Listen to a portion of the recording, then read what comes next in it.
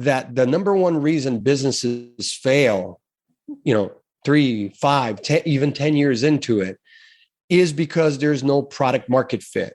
And there's a lot of reasons we could talk about that. But when I talk to small business owners who have had failures, typically it's because they didn't talk to customers and they went and made changes to their product, or they actually launched with services that it was already saturated and their product didn't have a unique value proposition that was better than what was in the market. That's product market fit. And that's typically why you fail. Hello, fabulous person. Beate Gillette here, the Growth Architect. Welcome back to the Business Growth Architect Show, where we bring you cutting-edge business strategies from some of the world's most successful entrepreneurs, business transformation experts, and visionaries who want to help you to scale your impact. Look for one tangible strategy that you can take back and implement right away. And now back to our guest.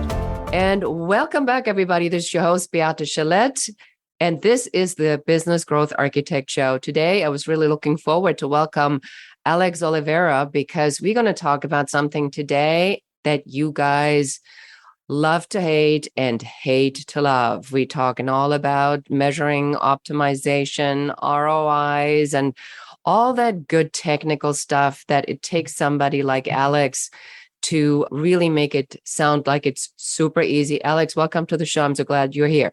Beate, thanks for having me here on the show. I'm excited. So for somebody who does not know what you do or has gasped, never heard about you, what would you tell them that they need to know?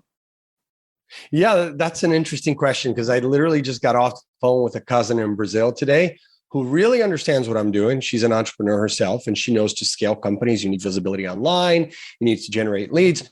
But she was saying that she was talking to one of my aunts who lives here in the US, and that my aunt still doesn't know what I'm doing after 15 years. And I said, well, look, I help companies grow. That's it. That's all I'm a service provider, and everyone on my team, our superpower is helping drive traffic, generate leads, whether you're B2B, B2C, nonprofit, you all need leads. And sometimes leads even comes in the form of, hi, I need to attract a new employee. Then you do a marketing campaign around that to attract them, and you need leads. So leads aren't just your customers. Leads could be strategic partners, and that's what I do. And those things lead to growth in your business.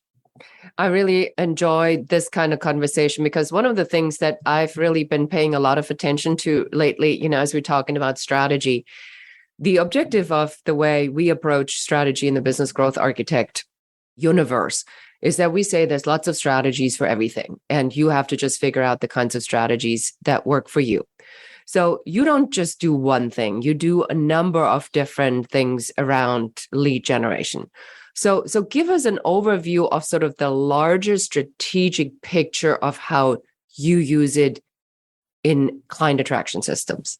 Oh, I love the way you position that. I mean, the question, and just even talking about the architect, you could see a blueprint. There's multiple ways, right? Like if you were a builder, you probably have many floor plans for different families, for different needs. In your marketing campaign, lead gen campaign, it's the same way. So I just got off the phone with my team earlier this morning, and we were talking about really segmenting our customers' lists even further than we have. And then really being intentional with the content that we provide to them, right? The sequence of emails and all of that. So from a like top view, what you're trying to do is give your customers and your prospects, these are two different groups of people, you're trying to give them the best experience possible. You don't want to waste their time. You want to solve their pain points.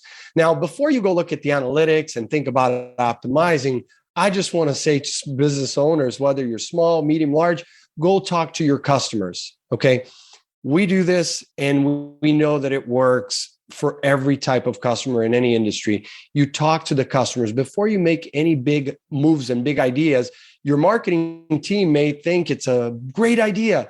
We should do this on TikTok, or we should do that on LinkedIn. Stop. Talk to your customers, talk to your audience. Ask the questions. Look, we're thinking about doing a masterclass series, and it's going to be on Tuesday, and the format is like this. What do you think? and get some feedback.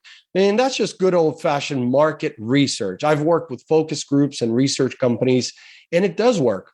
Now, talking to 5 or 10 is not going to work. You typically need to talk to at least 50 to upwards of 100 subjects before you make a determination. That's why when you see polls in any industry, you see these polls that are, we polled 1,200 people or 3,000 people from different markets. So you definitely need to have enough subjects in order for you to make a determination.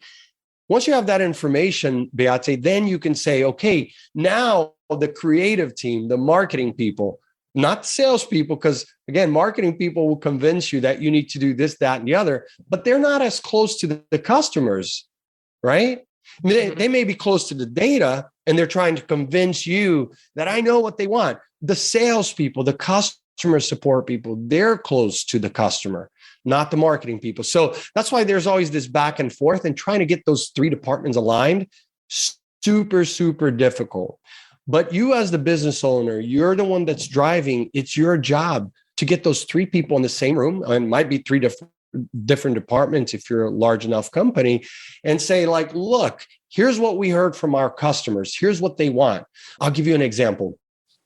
I had a client 2 years ago, a home theater company. They do very high-end home theaters in these nice homes down here in Florida. They thought they wanted to build an app. Now, this came from the marketing team that just thought we should have an app for clients to interface. Right. Oh God, I already know where this is going. Yes. Yeah. Well, but basically the bottom line was, instead of spending $250,000 to just find out that there was no adoption, the research that we did for them just basically said, hey, actually, your customers don't want another app on their phone. Oh. And you're still hearing these sorts of things, right?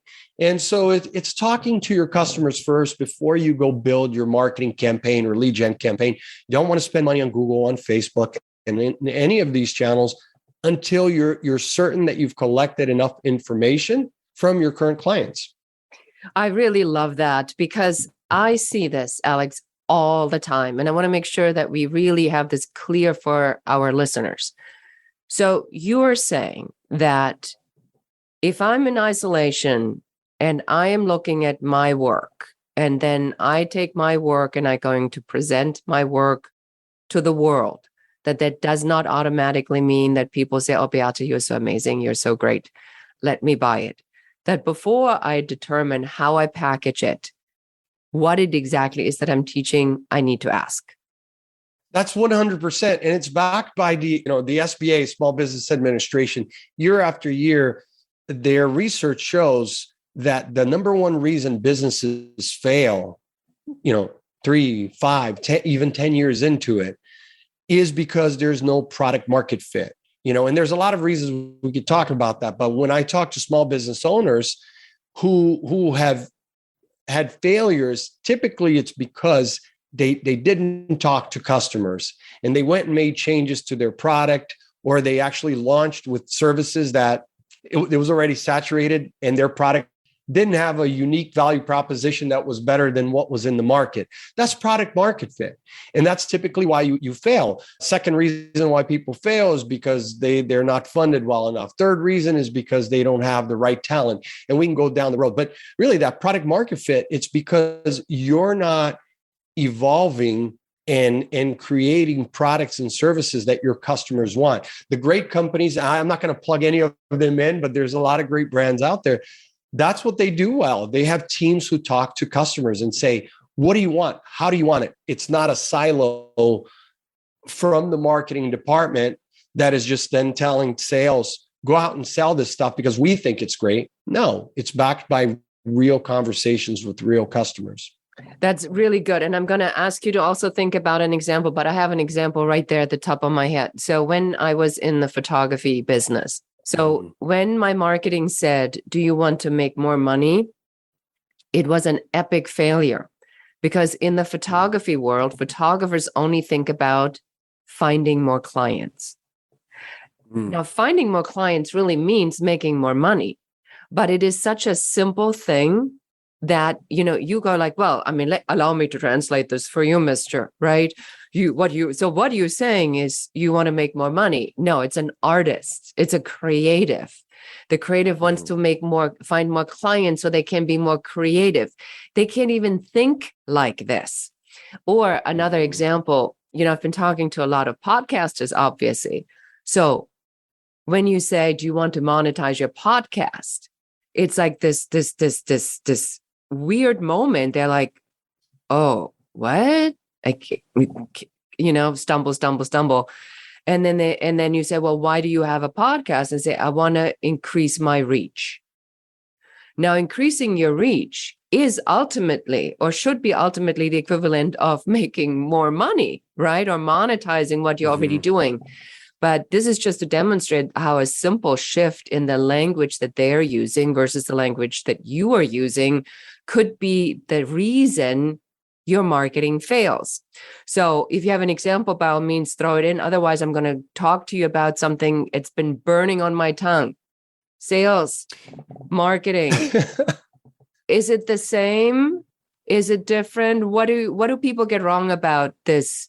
Who should be talking to clients? Who should tell me what I need to do as a business owner? Yeah, absolutely. I mean, marketing and sales, they live in the same universe, but very different. First of all, I've been on both ends as a business owner. I love selling naturally. Marketing, I had to learn over the last 12 or so years, and especially digital. I came into marketing before it was digital. Very different. Salespeople are driven by different things than marketers are. Now, today's marketers are also very different, because to be a great marketer, you have to be analytical, you have to be creative, right? Data driven and all the other stuff. So it's also a lot different than marketers 10, 15, 20 years ago. And on top of that, you have to learn how to work through all these different platforms like TikTok, Facebook, Google. You have to understand storytelling. Myself, when I entered this space, I knew very little about storytelling. As a matter of fact, I did a pretty horrible job about telling my own story.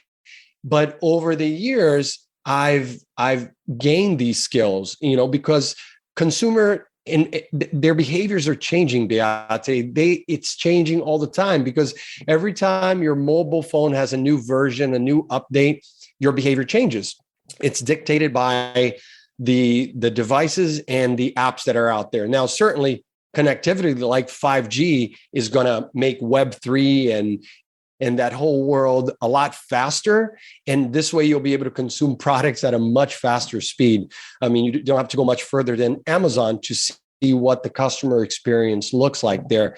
It's turnkey, right? Everything is very turnkey. But again, if you're an e-commerce company, you probably don't think about sales a lot like a service provider, right? If you're selling your products on Amazon and it's all virtual, you just see marketing and sales together, because to you, sales is getting a good review so that you can sell again and upsell them again and again and again. If you are an influencer, you probably see marketing and sales as one and the same. I'm out there, I'm plugging products, that's it. Whereas if you're a service provider, an attorney, an insurance person, you're focused a lot on sales and relationships. Relationships still a big key of service providers anywhere in the world. And so marketing, you're sort of just like your example with the photographer. I have an example with a musician who works weddings, and he loves to play his guitar. He's a jazz musician. He doesn't want to be selling. So for him, it was important to create a customer experience that could happen automated, right? Turnkey. Someone finds him. So he's doing SEO. He's got good content, videos on the website, forms that customers can fill out, ways for them to book him as an artist for their event, ways to even sign the agreement and make the payment, all without having a conversation with him. Then he has the onboarding. That allows that musician or artist to work more on their craft, just like the photographer or anybody else who's in that world. So what I say to service providers is, look, you're trying to become as much like the Amazon e-commerce seller as possible because you want to streamline things. But what service provider and small business owners already do that's very well is they know how to build and nurture relationships. You and I were talking before the podcast. The only thing they need to do now is get that blueprint to do it at scale. And that's where your marketing and technology stack comes into play. Excellent. And that is our lead into my favorite question. And that is, amongst all these different strategies that you use and have developed over the years for your clients, now, as we are trying to get this to scale, what's your favorite strategy you can share with our audience today? Email. I know it's not the popular one. You know, everybody's going to say, oh, I'm so tired of email. I'm so tired of newsletters and blasts. But that's the one that keeps you in front of your audience. You know, we've tried SMS. SMS is nice, but while you get a very high open rate, you also get a lot of people who unsubscribe, and the information is not as rich as an email. So for email marketing, you don't have to always be hitting them in the head with an offer like buy this, register here. You just want to be helpful, Beate. You want to be helpful. And what will happen over time as you build your email list, the people who are not interested in your content, they're going to unsubscribe, and that's okay. And along the way, as you're trying to get out there, you're doing ads, you're doing SEO, you're bringing people into your funnel, and you're getting more subscribers, you're going to find people who stay because they like what you're offering them, whatever information that is. And I see that across all different verticals, the medical vertical, the automotive, insurance, legal, finance, the list goes on. You have an audience of people who aren't always running to Google or Facebook first. They're just going to their phone. Yeah, go ahead. They're opening their email, right? Yeah. So they're engaging. My brain is obviously exploding, so forgive me for interrupting so rudely here. But so there's a couple of things that you said I really want to make very clear. There's a conversation, number one, I've had many, many times, and that is, but people are on my list that are not necessarily my buyer. Do you differentiate between ambassadors or grassroots champions versus the hardcore optimal buyer? Do you cherish your ambassadors that might not necessarily be a buyer, but could be a referral? What do you do with those? Because this was a hot conversation we just had in one of my groups, where the conversation was, but they love me. They were listening to me speaking, as speaking is being used as a lead generation tool by a lot of service providers. But the audience is not the buyer. The audience boss is supposed to be the buyer. So what do you do on your list or on your email when you see that they love you, but they may not be the ideal buyer? What do you do? Yeah, that's such a good question. I mean, look, it comes down to segmenting your list, and it's not an easy job to do. It takes time.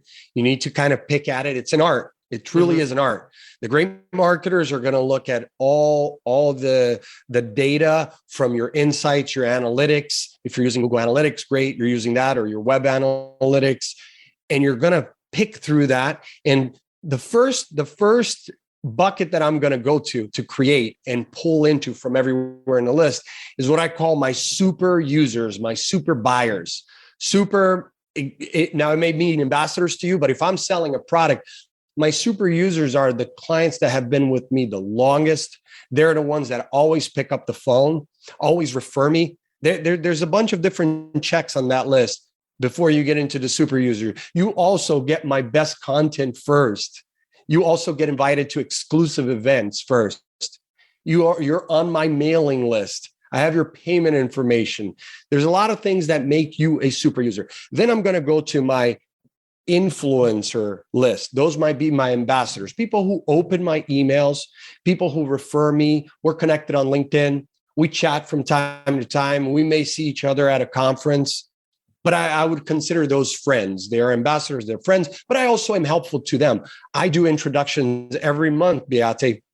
Every month, I have a task on my planner that is to take a few hours to connect different people and be helpful for no reason other than I want to stay connected to you. And I know that there's someone that you should connect with. So I'm going to take that time to connect you to for no reason. You didn't ask me for the connection. Now that's nurturing my list of influencers and ambassadors. Then I'll go down that list. list 3, list 4, list 5, different groups that I'm in, and then try to customize the content for each one of those lists. And to your point, I may be trying to get someone to open the email who's then going to share it with the decision maker. In that case, I call that the persona pair, right? It's a persona pair. Maybe it's the person who is in the networking group, but their boss is the one who's going to make the decision. I want to make sure that the email speaks to both. So it might be a mom and her 10-year-old, right? And I may be working with the YMCA who's doing a youth sports camp. And while I need to talk to mom, I also need to make the email cool enough for her 10-year-old and for her to share it with the husband, who really just is like, look, how much is it? And she's like, no, it's great. It's good for Bobby. And she's like, they're sitting around the table, the three of them. So I have to picture these interactions, and the segmenting becomes really key to success there. Thank you so much for listening to the show. This is Beate, the Growth Architect. I'm so excited that you're here. Thank you so much for your time. Have you ever wondered why your business is not growing as quickly as you would like it to be? Well, you may have a business growth blocker. And if you'd like to find out what that business growth blocker is, go and take our brand new quiz at growthblockerquiz.com. And in only a few minutes, you're not just going to find out what that blocker is, but also what to do about it. Again, go to growthblockerquiz.com. And now back to the show. I love that. We call it in our world, we call it the hierarchy of decision making. Always thinking sort of on the ladder of the decision making in a process. Mm-hmm. Is this person able to make the decision? And if this person is not, what do I need to tell this person so they can take that explanation on being my champion to the next step on the ladder and say, Alex is really great. Beate is really great. You got to listen to her. So they do the work for me. So we use that equally as a strategy. It's always fascinating to me, like how certain things, have different names in different businesses, but I'm like right there with you. So to the listener, please don't throw any contact away, because they could be a referral and they could be the champion that helps you to get to the decision maker. And you never know who they're sleeping with. You never know who they know. You never know who they're having breakfast with tomorrow. So you want to make sure that you keep treating everyone. Brian Tracy told me that one day. He says, every person matters. So every person matters. Question number 2, Alex. So now there is a huge debate about email content versus pitch. So is there a cadence that you're recommending? Because some people are afraid to go away from their content heavy insights to an actual pitch. So they say, well, they're on my list. I want to give them all the information, but they never sell anything.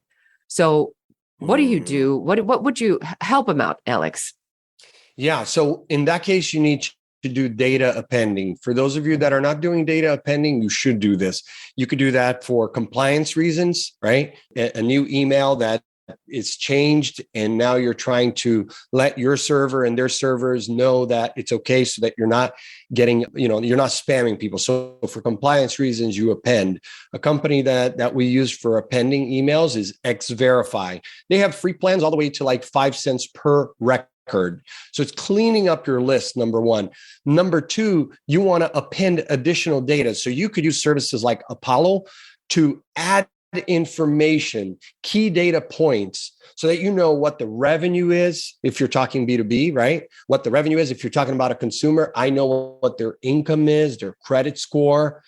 All those key points of data there is going to allow you to actually target them with the right offers, down to even how many credit cards they have. All this information is out there. It sucks for us consumers, and we are all consumers.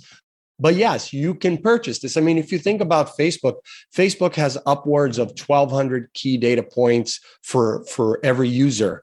Now, the user didn't add that data to their profile on Instagram either. It's Facebook that appended that from companies like Experian to know exactly how many car payments you have and how much you pay. And that's how they modeled that data. So you yourself, I mean, if I have a financial advisor listening right now to your podcast, You can buy data from Experian. You may or may not be aware of it, but all these credit companies, they are equally marketing technology companies. They capture your data, they sell it back, and then marketers target you in much more meaningful ways, right? And so all Fortune 500 companies are using these tactics, but you as a small business owner or consultant, you can use this too for as little as five cents a record. Typically, most of these data companies, I will tell you, they don't like to touch anything for less than a couple $1,000. So it's not like you can do a $100 test. You have to have enough people in your database to then model it, add information to there. And what it's going to do for you, it's going to kind of tell you what you may not know about certain users. I mean, even down to net worth. So you're talking to somebody who says, look, I have 5 companies and my revenue is $100 million. And you're like, great, we are going to keep chasing this lead. And then you go to the database, you find out that, no, this guy's got 5 bankruptcies, really just, 5 websites online. Why am I going to have my senior business development person chase that lead when, in fact, even the traffic to their website isn't accurate? So for marketing companies, marketing agencies, what we do is we look at that. If a lead comes to me, Beate, and says, oh, we get like 1 million users to our website, I've got all the tools. I can look to see what everything that is happening in the back end is. So if you tell me you have 10,000 members, I can find out pretty fast whether what you're telling me is real or not. And then I can actually say, you know what, that's what they're saying, but this is what's happening. Therefore, maybe they're not even going to be a cold lead. They're just going to be in my marketing list, because you're not going to chase someone who isn't being honest with you to begin with. So we live in a world of where data is available to you. So you as small business owners can do this. Add the information to your content management system, to your CRMs, and you'll be that much more intelligent about your prospects. So for somebody who is listening to this and goes, oh yeah, big data is watching you, big brother, this sounds really scary, I don't want to be like that. What would you say to somebody like that, Alex? Oh, I love it, because that's the other side of what I do, Beate, is I have 4 kids. We homeschool our kids, and we talk about all of that in our podcast with parenting, and we write a blog and all of that for parents who are like, oh my God, my kids online and on social media, what do I do to protect them? Well, we as adults are just as vulnerable out there. So a couple of things that you can do. First of all, use a VPN. A VPN, basically, it's on your phone, can be an app, or on your desktop. Also, just a plugin that you add to it. And what it does is it masks your IP address. There are free VPNs out there, like Firefox has a free one, or you can pay like $10 a year. It's an extra layer of protection between you and the marketers. And by marketers, I mean like people like me. So you can mask yourself pretty well if you're on my website by doing that. And then use a better browser. I'm not going to advertise any, but I'm just going to tell you that Chrome is not one of them. Neither is Safari. Now, Apple has been trying to give you, the user, better privacy and security. That's nice, but they're in business to make money. They care about the shareholders. So while Apple has been a little bit better than Google, Facebook, Microsoft, and the others, it's all about monetization for them. So you as a consumer, the way that you protect yourself is to make sure that you don't just give your email to everyone. And on a monthly basis, as a professional, go through your email and unsubscribe to the people that you don't want to hear from. If that includes me, that's okay. Unsubscribe, because you don't want anyone controlling your time or cannibalizing your time, or more importantly, sharing your data. So an important thing is when you subscribe to a newsletter or to an offer, or you're at the dental office, or you're at the car dealership, and they say, oh, give me your email and your cell phone number, your mobile, we're going to send you offers. Okay, can I look at the privacy policy and see who you're going to share it with? What you're going to find out is that many companies, it says right there in the privacy policy, we're going to share it with our 500 other affiliates. Now, all of a sudden, you're being bombarded. So understand where your first name, last name, email, phone number, where it's going, who it's being shared with. But then most importantly, when you're surfing on the web, when you're going through different websites, use a VPN, use a browser like Brave, a browser like Firefox is good as well. Go incognito, clear your history, your cookies, your cache. Make sure you've got, malware protection on your computer. These are all things so that you don't find yourself being, hacked. There's also, you can find out if your data has been breached. So Firefox has a feature that will tell you when your data is breached, your email. I recently just had a notification of mine that was breached by, I'm not going to name the company, but then I had to go there and say, please remove my name, because I was using the same username in another database. We could talk about passwords, which, some of us use very easy passwords. You should be using a password generation tool so that you can be more safe online. So again, there's a lot of things that you as a consumer, as a business owner, as a professional, you can do to protect yourself and protect your time. Because to me, Beate, it comes down to protecting my time. And you don't want to be caught into that web where someone steals your information and now you're spending hours on the phone, right? Yeah, I mean, my information's been on the dark web sold many, many, many times. I could not live without a monitoring service. When AT&T called me about the phone calls from jail, that's when it became pretty obvious, right? I mean, this stuff, you always think it happens to other people. It's happening while you're not watching. So I agree with you. There's a setting also on the browser that every time you close the browser, it automatically empties the cache and all the cookies.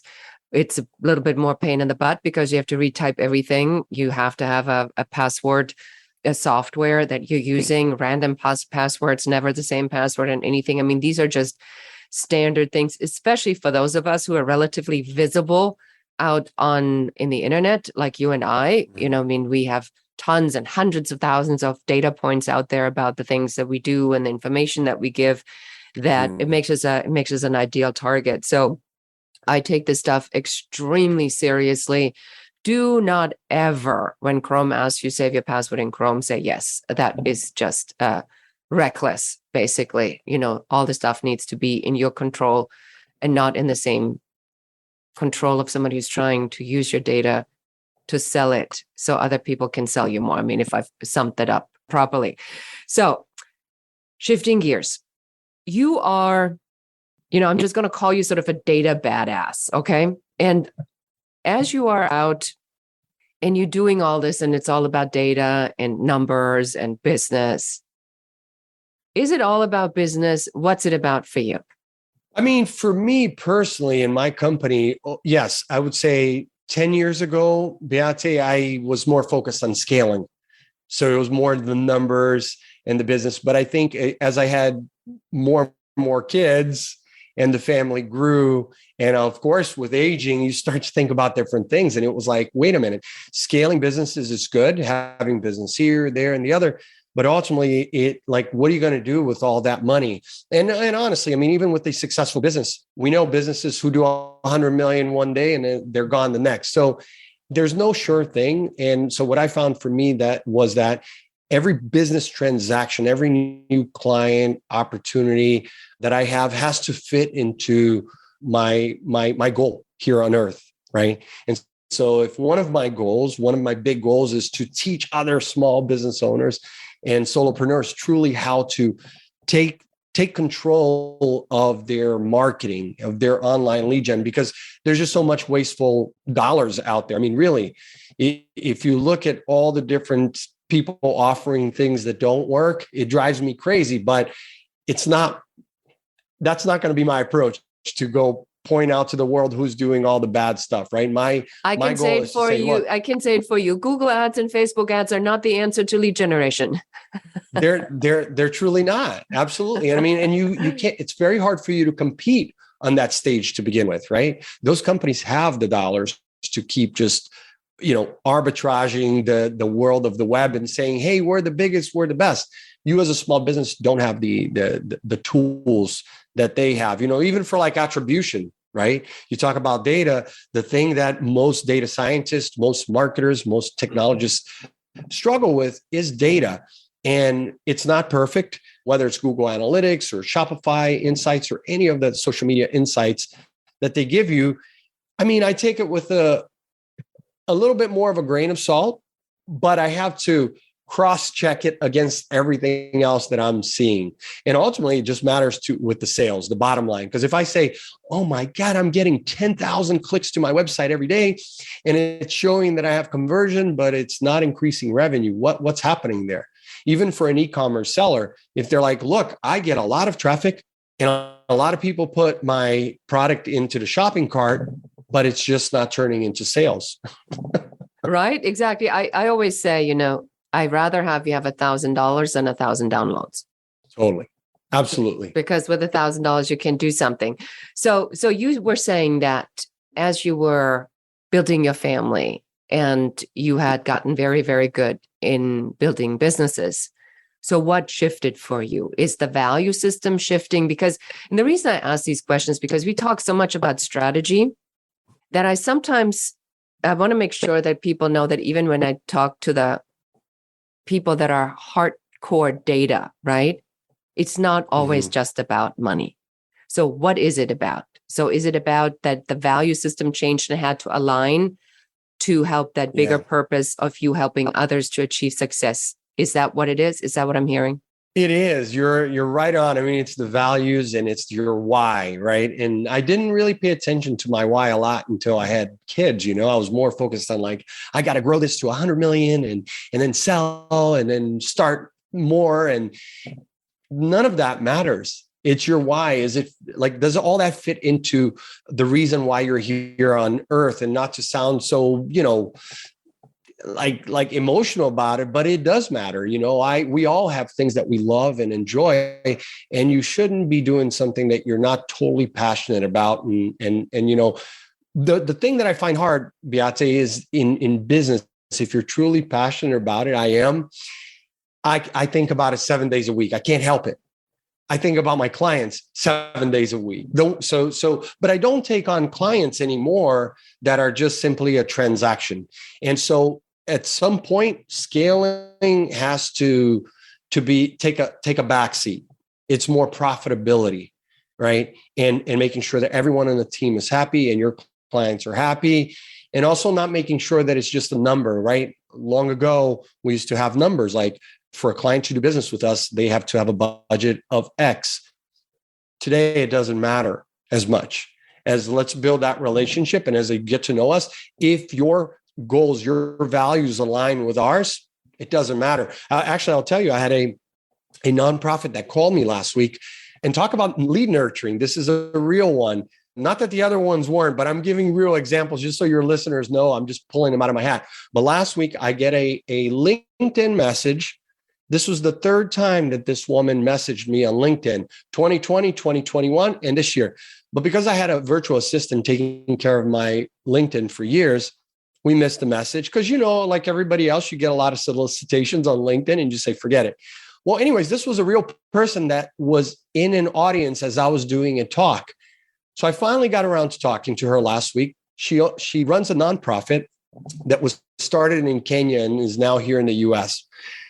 She said, look, I tried to get in touch with you the last 2 years because I had a budget and I knew you've worked with hundreds of nonprofits. So I wanted, you to run our campaign. And I said, well, I'm so sorry. Like, I wish you would have emailed me or called our office because we don't check LinkedIn that often at that time, So she said, okay, well, we got to talking. The bottom line is that in the previous model, Beate, her criteria would have not fit our criteria. And I would have said, I'm sorry, we can't help you. Right.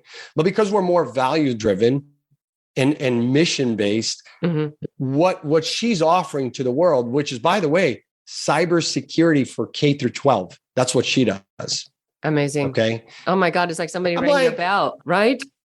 Yeah. I said, oh my God, the timing, Sarah. Her name is Sarah. I said, Sarah, the timing of this is perfect. Your budget is fine. We will work with you. I've got my team all briefed and we're excited about it. So, there's a bigger why, and that you're spreading, positive and all the other good stuff that we want to do in business. And I do say that it takes a while to get there because I couldn't have done this 10 years ago when I wasn't as profitable, the first 2-3 years of the business. So I'm not saying to those who are just starting out, just focus on your why. You have to focus obviously on growing too. Yeah, I mean, you're touching on some of the basic principles of mindset, gratitude, and really believing that when you do the right thing will come. So somebody who's listened to all of this and says, wow, this is a great guy, where do we send them, Alex? What can we give them? Yeah, you can visit us at dadpreneur.co. And I say us because my team is small and mighty, but we are all on top of it. Both my business, Prediq, which we do lead gen there, as well as the Dadpreneur brand, which we have the books, the courses, and all that stuff. If you go to dadpreneur.co, there's a lot of free content. You don't have to get on the email list to get free stuff. You can get free stuff. And as you follow us, you'll get to know, like, look, we've been doing this for over 10 years. We've worked with the big brands and we're here to help you. And again, if it just starts out as a relationship where we are a resource for you, then great. And down the road, maybe you need the lead gen, good. If not, I'm sure you'll find something there that's useful. Excellent. Well, this has been an absolutely fascinating interview. Thank you so much for staying a little extra with me and talk about something that I know that so many people are struggling with. So I want to make sure that our audience really takes the message home. Follow Alex. I follow Alex. He knows what he's doing. You want to know this stuff. This is the core competency of a successful business, is to understand data, traffic, conversion, ultimately sales. Because if you're not here to make your impact, then you're not really helping anyone. And that's what we're all about. So, Alex, thank you so much for being here. Thank you. And that's it for us today. Thank you for listening and watching the Business Growth Architect Show. I enjoyed having you here. And for accountability, just take one of the strategies that you have heard, one thing that you can implement in your business immediately. Please leave comments. Don't forget to like and share this show.